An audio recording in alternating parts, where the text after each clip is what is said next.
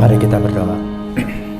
Bapa Surgawi, sungguh kami bersyukur karena begitu cinta-Mu yang besar terhadap kami anak-anak Tuhan.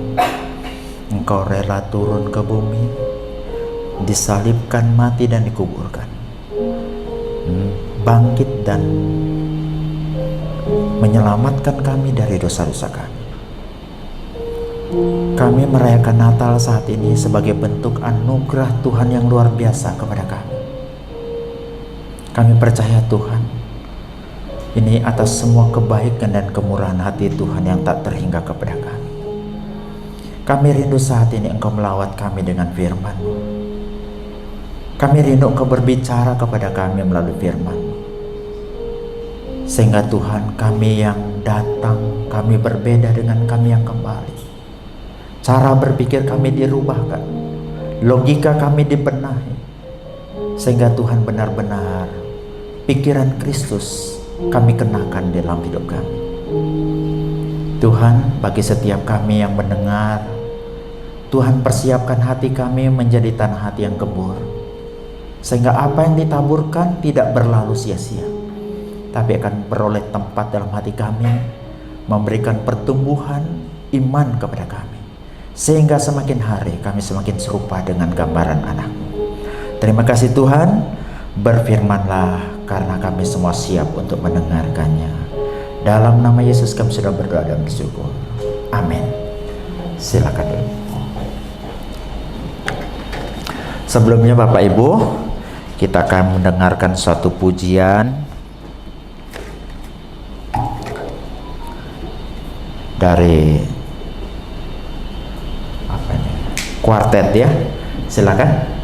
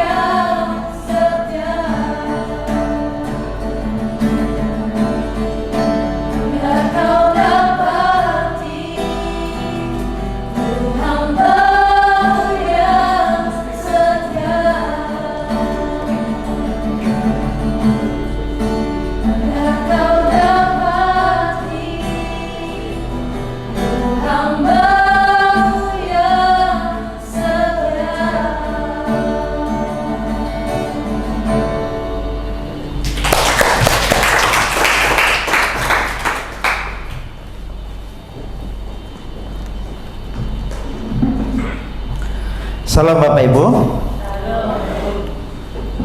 Sebelumnya saya ucapkan selamat Natal dan menyongsong tahun baru 2025 ya. Semoga damai Natal selalu memberkati kita. Mari kita buka firman Tuhan dalam Yohanes 1 ayat yang ke-1 sampai dengan ayat yang ke-5. Yohanes 1 ayat yang ke-1 sampai dengan ayat yang ke-5. Sudah dapat? Saya akan baca. Pada mulanya adalah firman. Firman itu bersama-sama dengan Allah dan firman itu adalah Allah. Ia pada mulanya bersama-sama dengan Allah.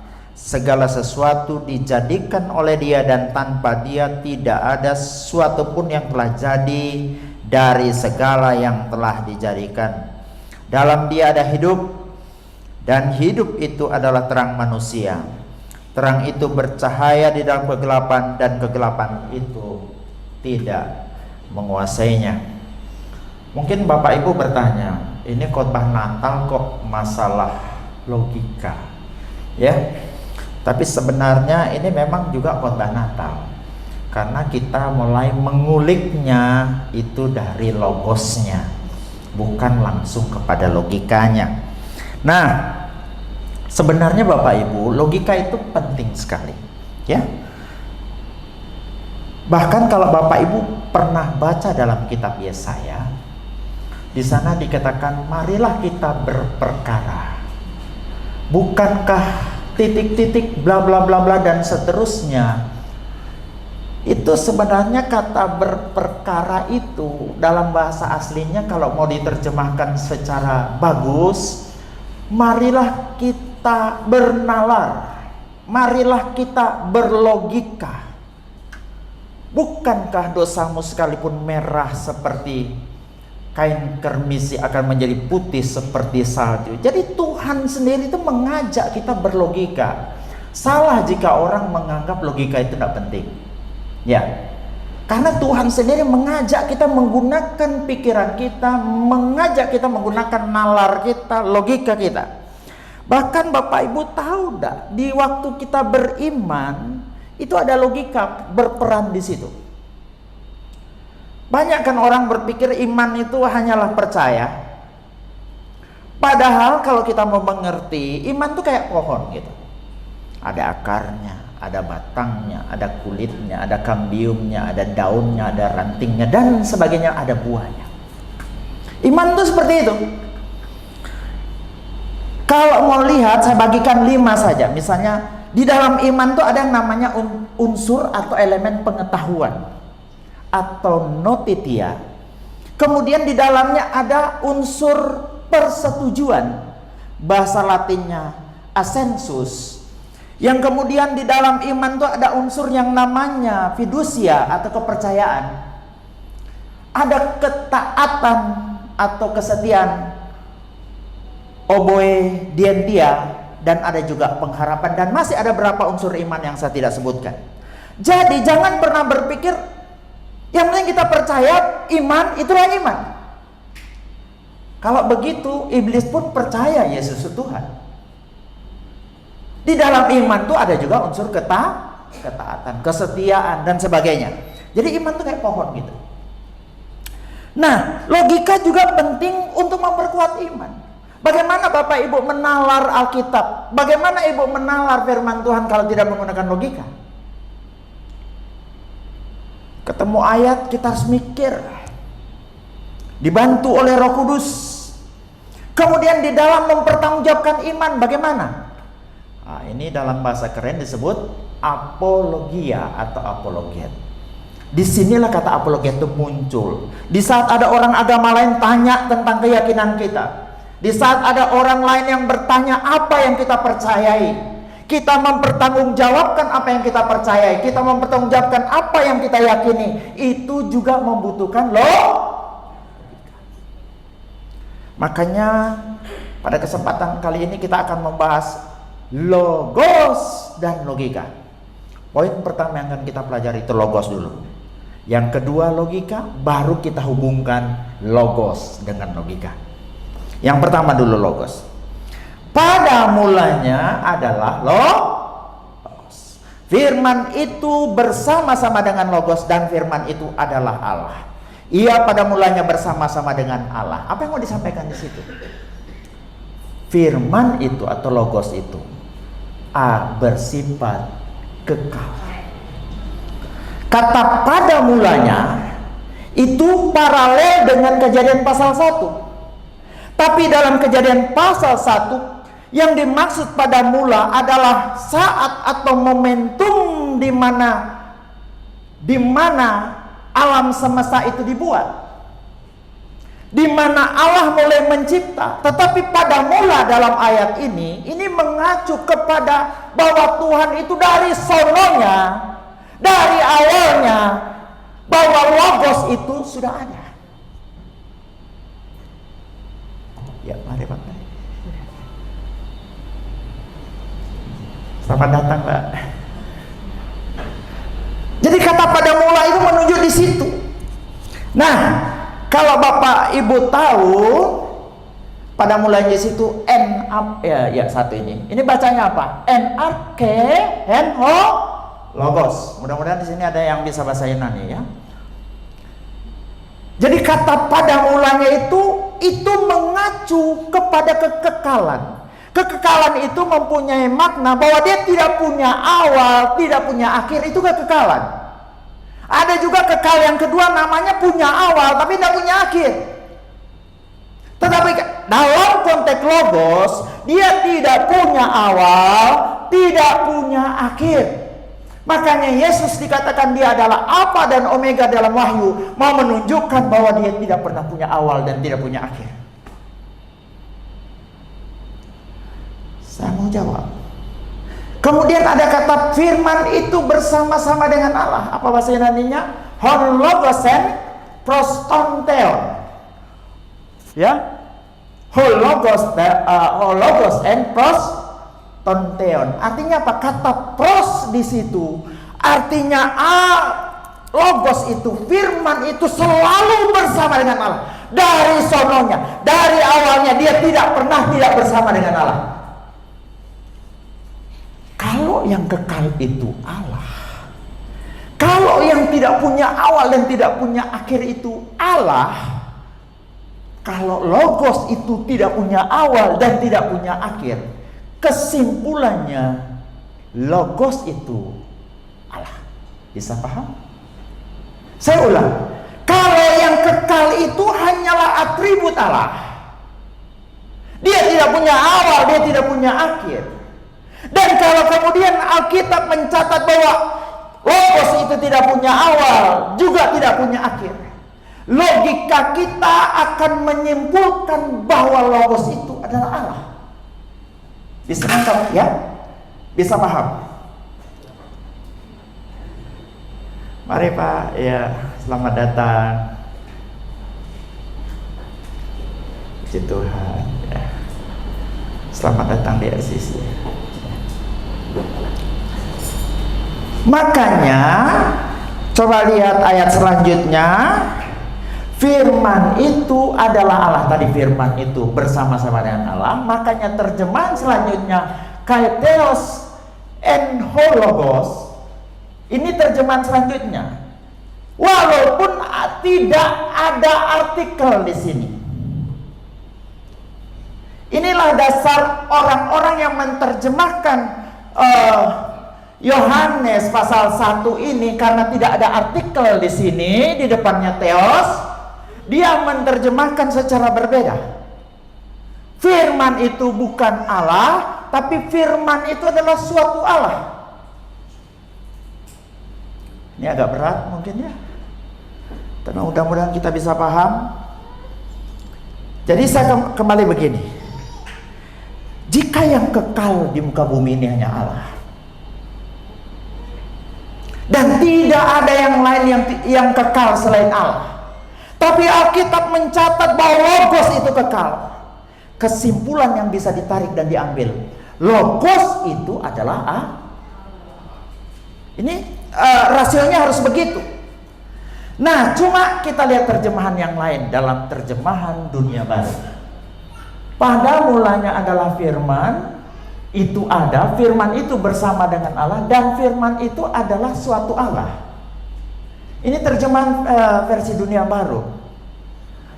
Kenapa dia menerjemahkan kayak demikian? Karena dia pikir bahwa tidak ada artikel di depan kata theos tadi. Padahal dari konteksnya kita bisa mengerti bahwa ketika hanya Allah yang punya atribut kekal, kalau Logos itu dikatakan kekal, otomatis Logos itu adalah Allah. Ini cara berpikir yang sederhana menurut saya. Kemudian terjemahan Dunia Baru tidak mengerti. Siapa? Saya jelaskan dulu masalah terjemahan Dunia Baru. Coba satu lagi turun ke bawah. Ada seorang bernama Charles Taze Russell, 1852 1916. Dia menubuatkan datangnya Tuhan Yesus tahun 1874. Dia bilang Tuhan Yesus akan datang 1874. Tidak terbukti nubuat. Dia rubah. Tuhan Yesus datang tahun 1914. Siapa ingat tahun 1914 itu berkaitan dengan apa? Perang Dunia Pertama. Perang Dunia Pertama dimulai. Tidak terjadi.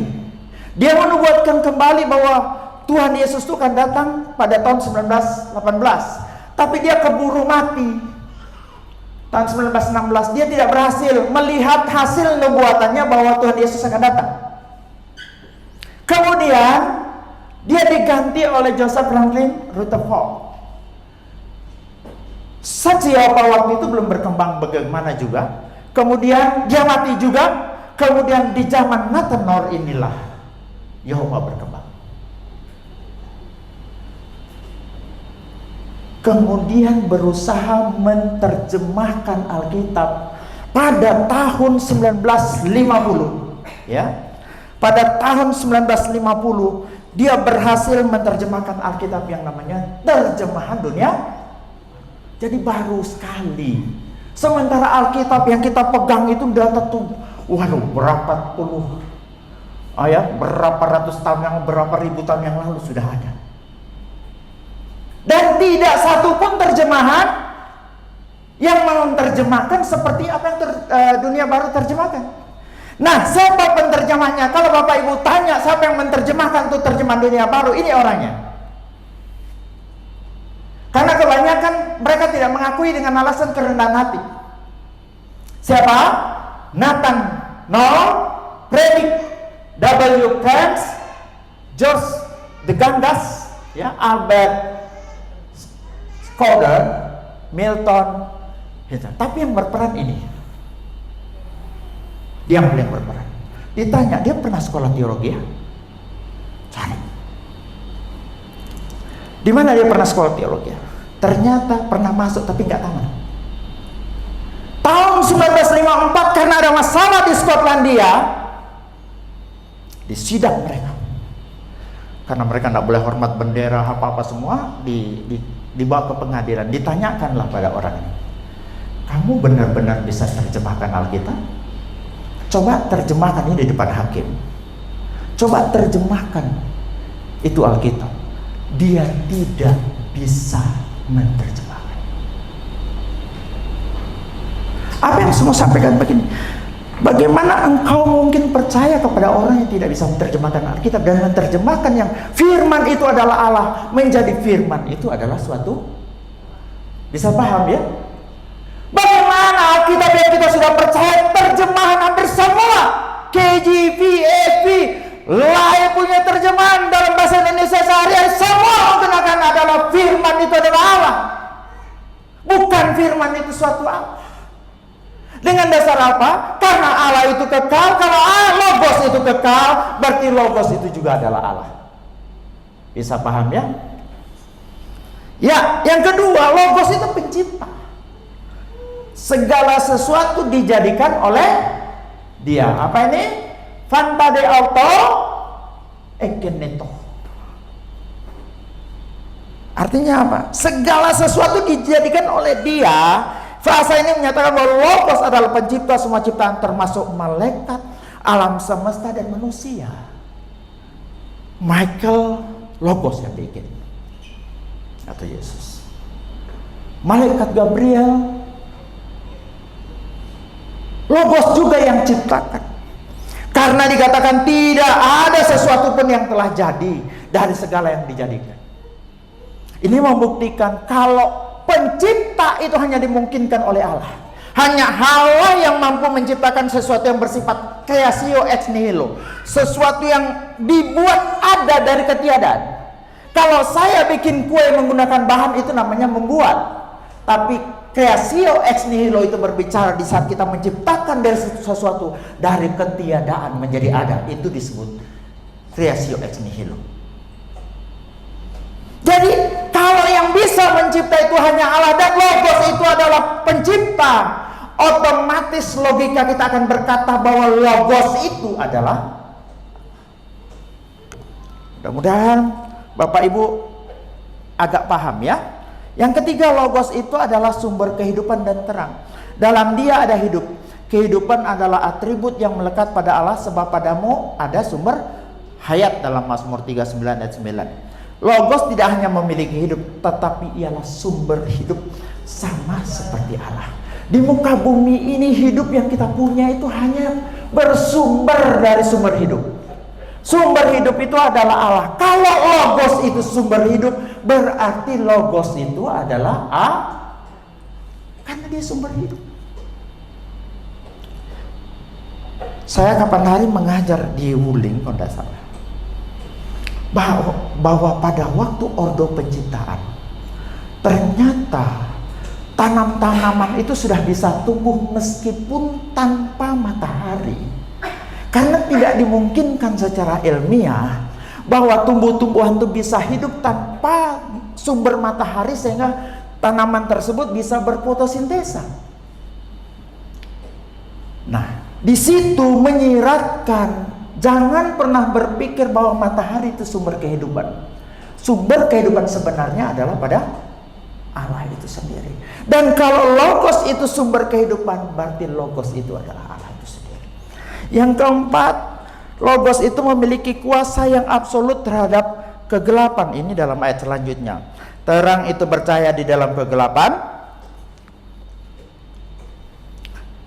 yang adalah Logos memiliki kuasa atas kegelapan, simbol dosa dan kebinasan. Hal ini menunjukkan otoritas ilahi Logos yang tidak bisa dikalahkan oleh kuasa apapun. Jadi intinya begini kesimpulannya. Logos itu kekal. Kalau Logos itu kekal, sementara yang kekal hanya Allah, maka Logos itu adalah Allah. Logos itu adalah pencipta.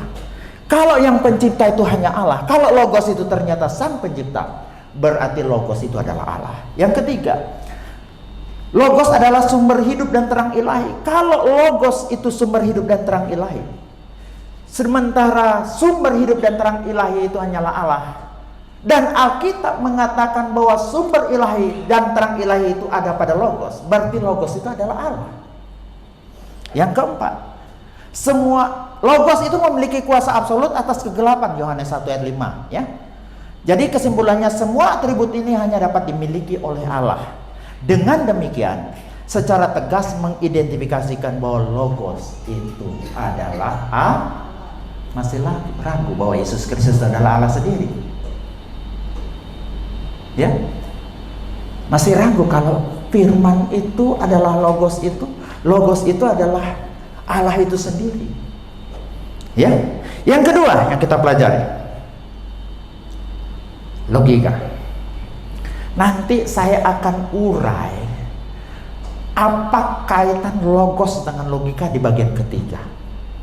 Tapi di bagian kedua ini kita akan belajar dulu tentang logika. Logika itu pada dasarnya sebelum kejatuhan manusia itu diciptakan menurut gambar dan rupa Allah, imago Dei, atau kalau dalam bahasa Ibrani-nya teselem dan demut. Saudara dan saya, manusia manapun itu diciptakan menurut teselem dan demut Allah, gambar dan rupa Allah, ya, yang mencakup kemampuan berpikir, kemampuan logis, kemampuan rasional, dan berpikir dengan benar. Jadi artinya begini, Allah itu adalah Allah yang rasional. Ketika saudara diciptakan menurut gambar dan rupa Allah, saudara juga rasional. Saudara adalah pribadi yang rasional. Bahkan dikatakan begini, sebenarnya logika manusia itu sempurna. Kapan hari di Jakarta saya lihat ada orang khotbah bahwa manusia itu dia bilang tidak sempurna waktu diciptakan.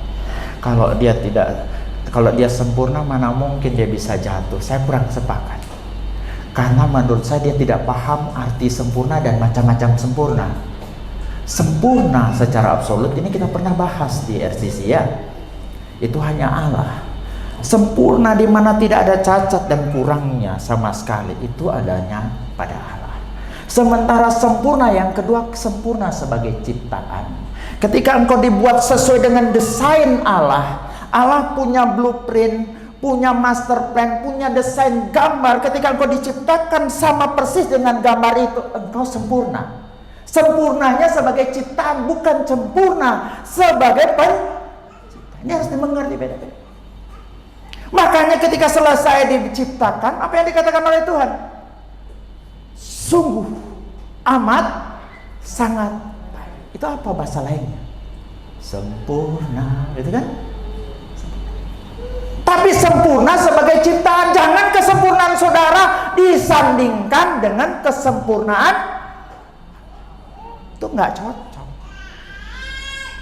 Nah, makanya karena saudara dan saya diciptakan sempurna, sebenarnya ketika dalam Kejadian 2 ayat 15 Tuhan bilang begini, kemudian Tuhan Allah menempatkan manusia itu di Taman Eden dan untuk mengerjakan dan memelihara taman itu. Ini mandat kebudayaan sudah ada di situ.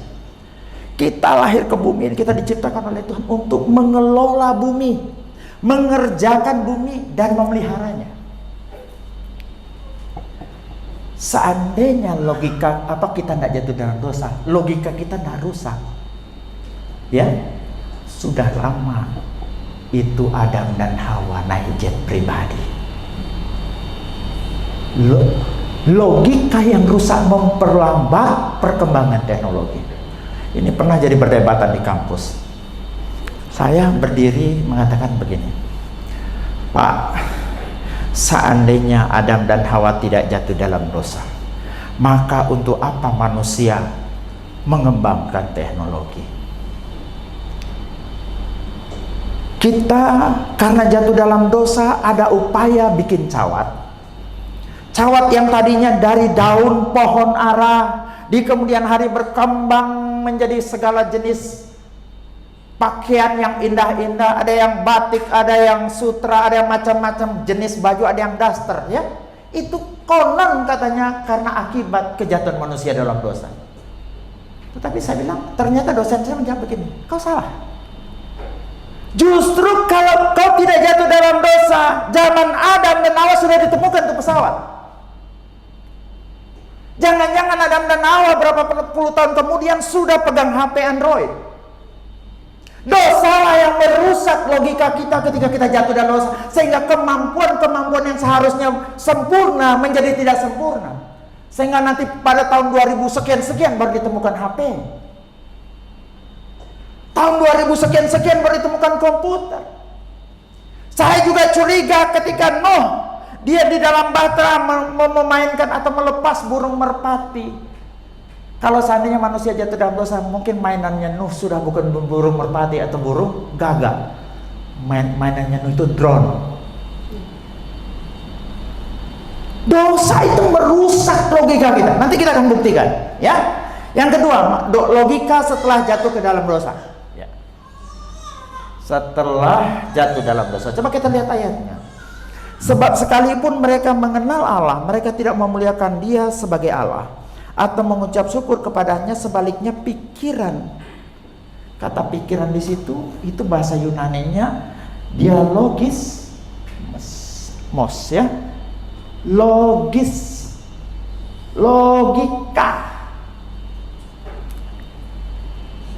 Coba kita lihat dalam terjemahan yang lain. Roma 1:21. Pikiran mereka yang picik menjadi gelap dan kacau. Logika mereka gelap, picik dan kalau dalam terjemahan BSD, dan karena pikiran mereka kosong. Apa yang selalu mereka pikirkan adalah hal-hal yang salah, yang tidak baik. Logikanya rusak setelah jatuh dalam dosa. Rusaknya di mana? Bapak Ibu, rusaknya di mana? Kecepatan kita memikirkan sesuatu itu menjadi lambat kayak komputer kena virus. Seharusnya bapak-bapak manusia ini, kalau saya gambarkan, dibuat, dia adalah motor Ducati Panigale. Siapa pernah lihat Ducati Panigale? Atau kalau tidak Suzuki Hayabusa. Suzuki Hayabusa ini pernah dites pada tahun 2010. Dia mencapai kecepatan maksimal 605 km per jam. Itu dicoba di padang gurun.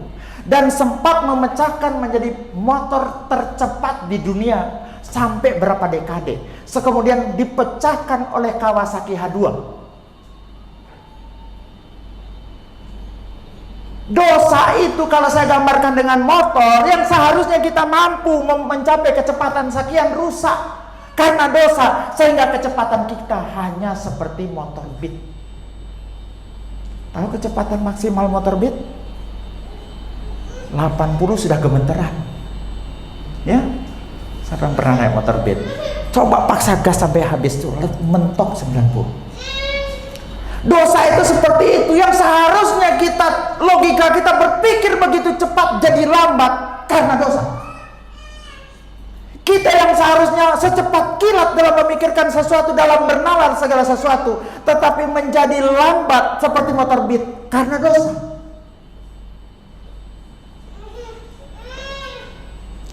Yang kedua, rusaknya di mana? Rusaknya menjadi tidak sinergis. Nah, manusia itu ada logikanya, ada akalnya, ada pikirannya, tapi juga punya kadang pikirannya jalan, perasaannya tidak. Kadang perasaannya jalan, pikirannya tidak. Ini semua akibat dosa. Kayak tidak mau kerjasama antara organ yang satu dengan organ yang lain.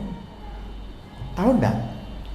Ketika Daud melihat Batseba dari atas loteng, Daud kemudian manggil itu Batseba. Tentu dia sudah tahu bahwa Batseba itu istri orang atau istrinya Uria. Tapi apa yang terjadi? Logikanya hilang, perasaannya yang jalan. Makanya kalau lagu ini sudah ada, cinta ini kadang-kadang tak ada logika, benar nggak? Kenapa? Kenapa perasaan jalan, logika tidak jalan? Kadang logikanya jalan, perasaannya tidak. Dosa merusak itu. Dosa merusak logika kita, memperlambatnya. Kadang dia membuat kita error, itu logika. Kadang dia bekerja, kadang tidak. Kadang cuma perasaan yang jalan, kadang logikanya tidak. Kadang logikanya yang jalan, perasaannya tidak. Dosa. Selain itu, logika juga menjadi cenderung pada kepentingan diri sendiri. Logika manusia pasca dosa sering dipengaruhi oleh egoisme, keinginan daging, dan pemberontakan terhadap Allah. Coba lihat Roma 8 ayat 7. Orang yang pikirannya dikuasai tabiat manusia, orang itu bermusuhan dengan Allah, karena orang itu tidak tunduk kepada hukum Allah, dan memang ia tidak dapat tunduk kepada hukum Allah. Suatu saat, satu lagi gambar, Pak Kelvin, Mas Kelvin ya. Dulu saya menjabat waktu masih jadi lurah. Presiden Jokowi mengharuskan kita membuat bantuan BLT. Bantuan di desa itu ada yang namanya BPNT, bantuan pangan non tunai. Dulu namanya itu Raskin, berubah menjadi BPNT. Kemudian ada juga namanya program keluarga harapan, PKH. Tetapi waktu COVID kemarin ada bantuan namanya bantuan langsung non tunai. Perintah dari Pak Jokowi, tolong disurvei siapa masyarakat yang berhak menerima. Waktu itu masyarakat di tempat saya semuanya unjuk rasa minta bagian BLT dengan alasan bahwa mereka itu terdampak COVID. Pak, dalam perintahnya itu adalah BLT itu diberikan bagi masyarakat miskin yang terdampak COVID. Ayat selanjutnya, yang dimaksud miskin adalah mereka yang memenuhi 9 kriteria miskin dari 14 kriteria miskin di Kementerian Sosial. Salah satunya rumah tidak lebih dari 8 meter persegi. Dinding rumah tidak terbuat dari beton tetapi dari kayu atau dari bambu. Atap rumah rumbia, tidak boleh ada lantai, lantainya lantai tanah. Tidak punya kilometer listrik sendiri, tidak mampu makan 2 kali sehari. Itu jelas kriteria miskin. Tapi tiba-tiba yang datang unjuk rasa, Pak, saya ini COVID, saya ini juga miskin, padahal truknya 3. Bagaimana saya harus menyikapi? Semua unjuk rasa, yang punya mobil juga unjuk rasa.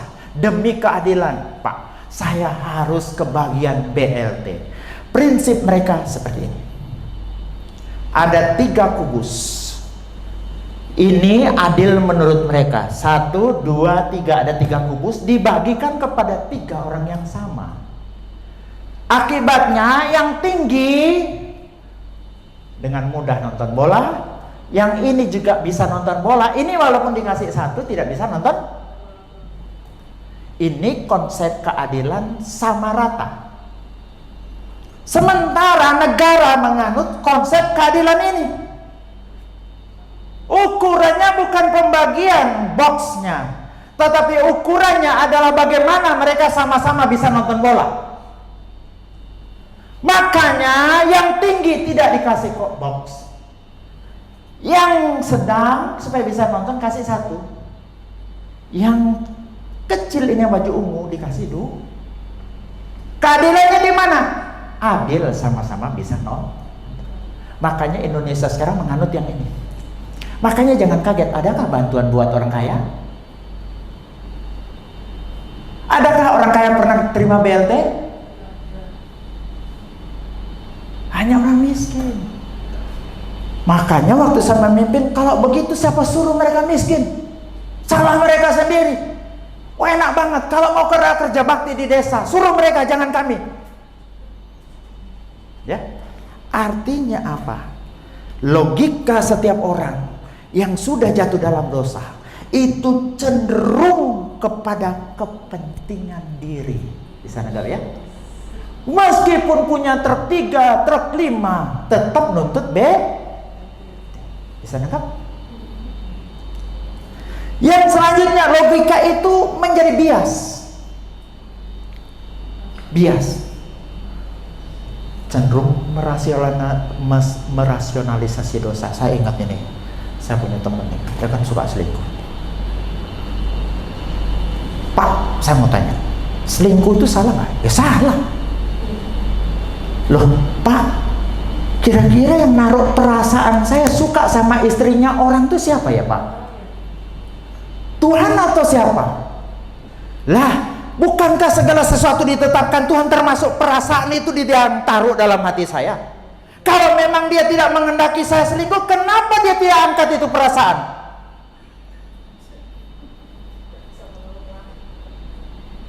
Ya, kenapa dia tidak angkat itu perasaan kalau memang dia tidak menghendaki saya selingkuh? Bukankah ini rasionalisasi? Berusaha membenarkan dosa, menyalahin, mengkambing hitamkan Tuhan? Karena apa? Logika kita sudah mulai bias. Karena apa? Dosa. Justifikasi pembenaran diri dan pemikiran yang tidak konsisten. Mungkin saya sudah pernah cerita ini. Ini ada seorang bernama Nasruddin. Nasruddin ini suatu saat pinjam belanga kepada tetangganya karena ada acara di rumahnya. Dia mau bikin syukuran sehingga dia masak daging yang begitu banyak sampai dia butuh belanga besar. Tetangga, boleh nggak saya pinjam belanga? Belanga besar gitu kalau boleh. Tetangga bilang silakan. Dibawalah belanga itu. Kemudian 2 hari kemudian Nasruddin balik. Dia bawa kepada bapak itu, ini Pak, belanganya saya kembalikan, kebetulan acara saya sudah selesai. Orang yang punya belanga, tetangga yang punya belanga ini bilang begini, loh kok Pak belanganya ada 2? Kok tadinya kan bapak pinjam yang besar ini, kok ada yang kecil ini Pak? Oh iya, kebetulan waktu belanga bapak saya pinjam, belanganya bapak sedang hamil. Kemudian setelah saya gunakan, belanganya bapak itu melahirkan di rumah saya. Makanya ketika dia sudah melahirkan, ya saya bawa kembali dengan anaknya, karena mungkin anaknya perlu dirawat oleh induk belanga tersebut. Si tuan rumah terima dengan bersenang hati, karena belanganya yang satu berubah menjadi 1 tahun kemudian Nasruddin kembali punya acara. Pinjamlah belanga lagi kepada tetangganya. Tetangga, saya mau ada acara lagi, boleh saya pinjam belanga? Oh iya, silahkan. Dikasihlah belanganya.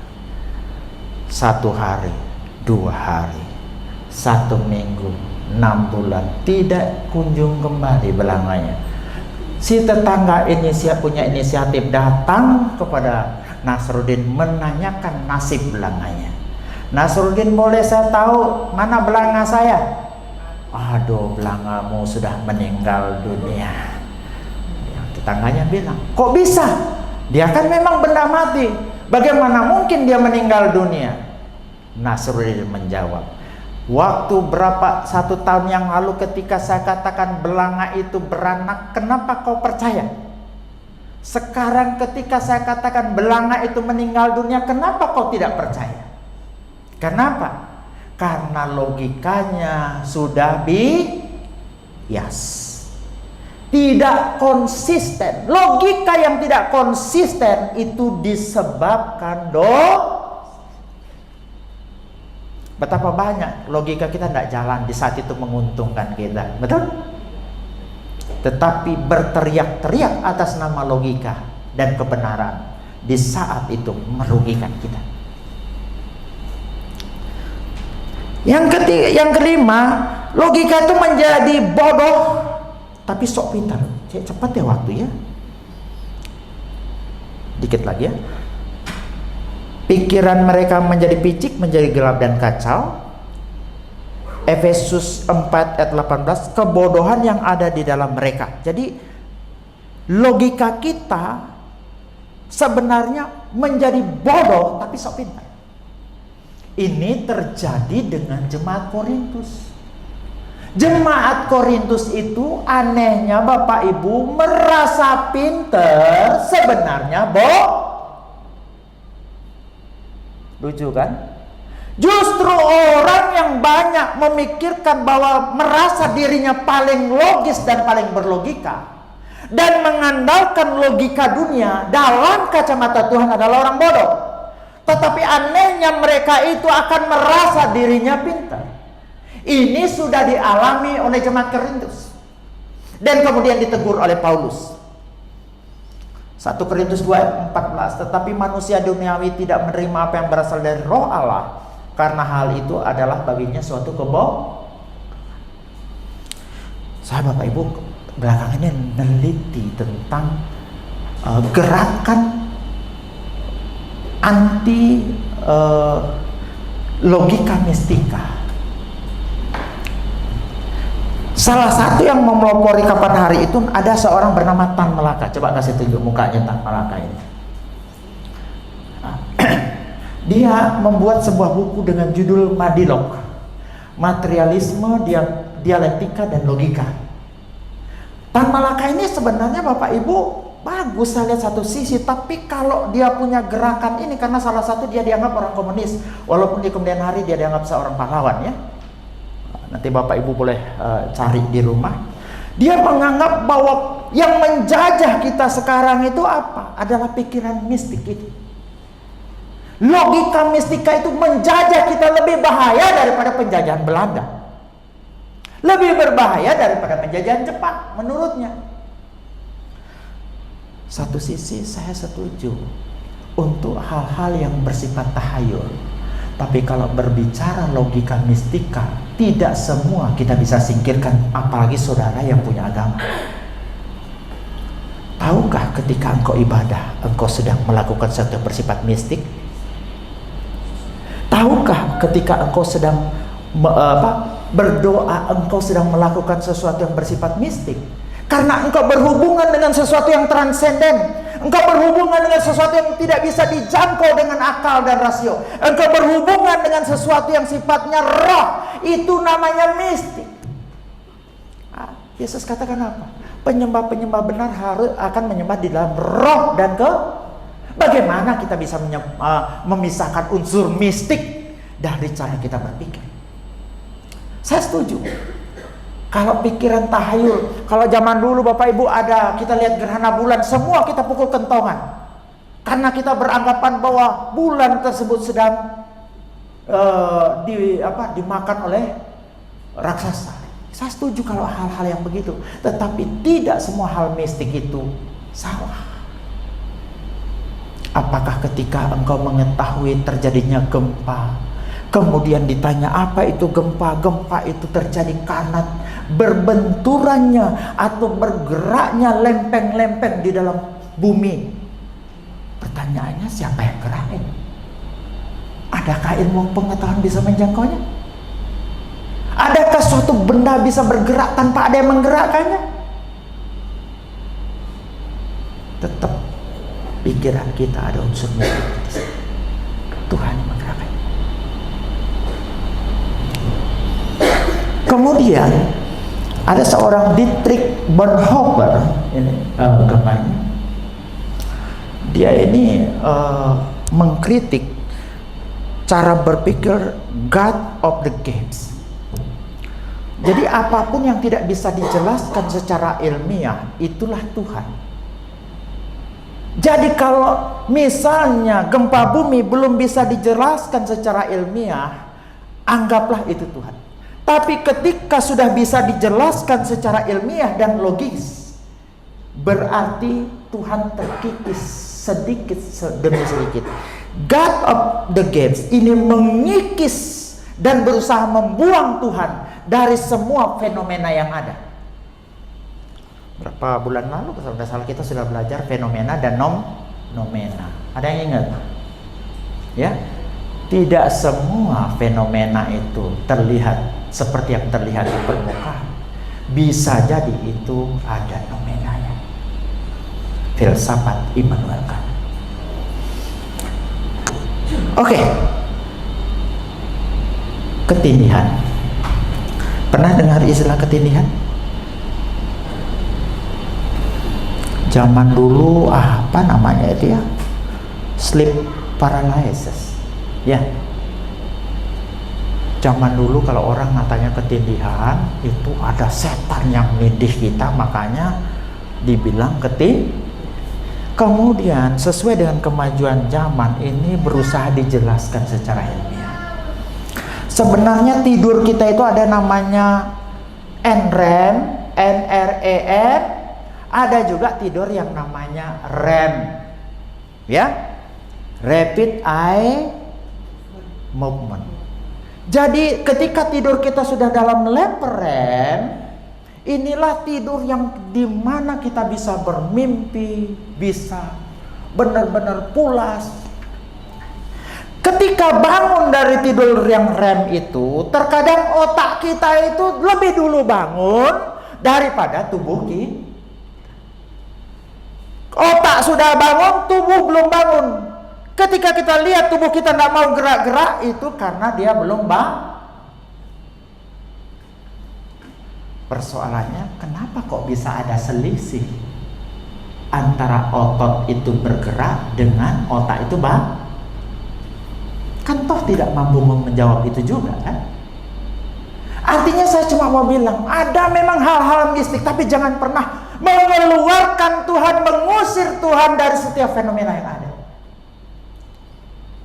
Karena biar bagaimanapun kita tidak pernah bisa lepas dari cara atau logika mistika. Yang ketiga, saudara, karena waktu ya, logos dan logika. Tadi logos kita sudah pelajari, logika sudah kita pelajari, sekarang logos. Nah, logika itu sebenarnya berasal dari kata logos. Saya ulang, logika itu berasal dari kata logos. Apa yang mau disampaikan di sini? Logikamu, cara berpikirmu, nalarmu akan rusak kalau kau tidak bersumber dari logos. Bisa paham? Hanya orang yang punya hubungan dengan firman, hanya orang yang tunduk pada firman, hanya orang yang punya hubungan dengan Allah itu yang akan bisa berlogika dengan benar. Tanpa kamu punya hubungan itu, logikamu sesat. Ini yang mau ditekankan oleh Yohanes di sini. Apa yang mau disampaikan? Sepintar apapun engkau, merasa cerdas bagaimanapun engkau, ketika engkau tidak tunduk dan tidak punya relasi dengan logos adalah firman Allah yang hidup, atau dengan firman Tuhan adalah firman yang tertulis, logikamu salah dan menyesatkan. Makanya sering saya ajak, ayo taruh logika kita di bawah logos, taruh otak kita di bawah firman, baik firman yang hidup maupun firman yang jangan bahasa Jawanya sok pintar seperti orang dunia. Coba tanya orang ateis, dia merasa logikanya paling benar, padahal sebenarnya logika yang semacam itu bias. Karena logika yang benar hanya dia kembali ke fitrahnya ketika logika itu bertemu dengan logos. Logika yang tidak bersumber dari logos adalah logika yang keliru. Logika yang tidak bersumber atau tidak terhubung dengan logos adalah logika yang sesat. Cuma mereka tidak sadar, bahkan merasa benar.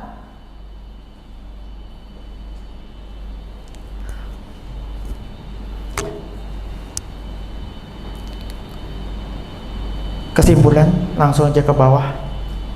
Terus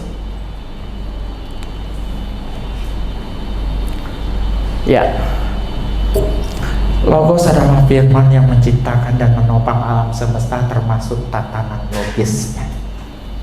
Kebenaran logika bersumber dari natur Allah yang benar dan sempurna. Logika yang terpisah dari logos akan gagal mencapai kebenaran sejati. Masihkah kita ingin terpisah dengan Kristus? Masihkah engkau tidak percaya pada firman-Nya? Engkau tidak akan pernah mencapai kebenaran sejati kalau kita terpisah dan tidak mau tunduk kepada Kristus dan firman. Manusia dipanggil untuk menggunakan logikanya dengan cara yang selaras dengan kehendak Allah, menjadikan logos sebagai dasar dari semua pengetahuan dan kebijaksanaan. Ada ayat Alkitab. Jangan percayalah kepada Allah, jangan percaya kepada pikiranmu sendiri. Tunduk pada firman, tunduk pada Logos. Dia Logos itu turun ke bumi untuk menyambungkan logika kita dengan Kristus, sehingga kita tidak lagi tersesat. Logika kita tidak membimbing kita ke arah yang salah, tetapi belajar benar-benar dibantu oleh kuasa Roh Kudus, kita akan terus mengikuti kehendak daripada Tuhan. Sama seperti sungai yang mengalir dari mata air. Logos adalah mata air yang menjadi sumber segala kebenaran dan tatanan. Yesus itu adalah sumber kebenaran, karena itu dia katakan, akulah jalan kebenaran dan standar kebenarannya itu adalah Kristus. Logos itu standar kebenaran. Makanya logika kita benar kalau sesuai standarnya Tuhan, bukan standar kita, bukan standar dunia, bukan maunya kita, tetapi maunya Tuhan. Logika adalah suatu aliran air sungai yang berasal dari mata air. Logika adalah salah satu aliran sungai yang berasal dari mata air tersebut.